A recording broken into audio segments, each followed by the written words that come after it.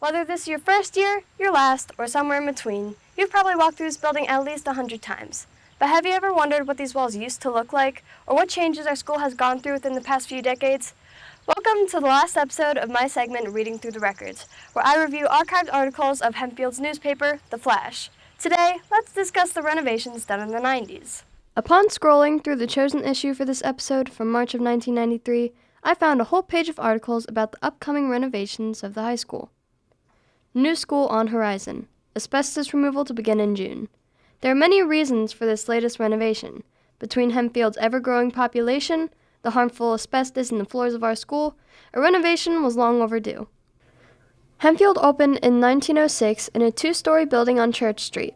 The district's current administration building was built in 1937 for grades 7 through 12. The Franklin House was built in 1955 to accommodate the district's rapidly growing student populace.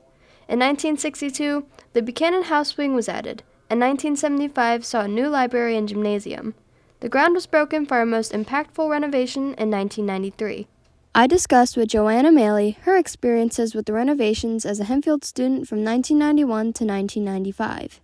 The school was already really crowded before renovations began. So when renovations began and paths needed to be rerouted and certain routes couldn't even be taken, a lot of my classes were in the annex, which is now the administration building, and it was connected with a hallway that was encased. It was framed out, and then it was encased in plastic.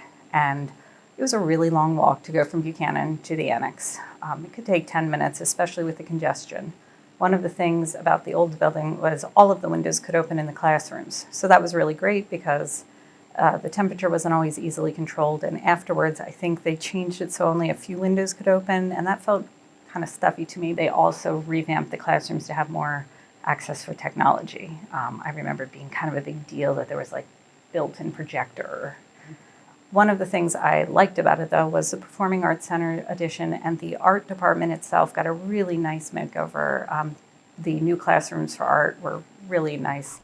With this renovation, the 40-year-old high school greeted new plumbing, HVAC, and electrical systems, among other beneficial improvements.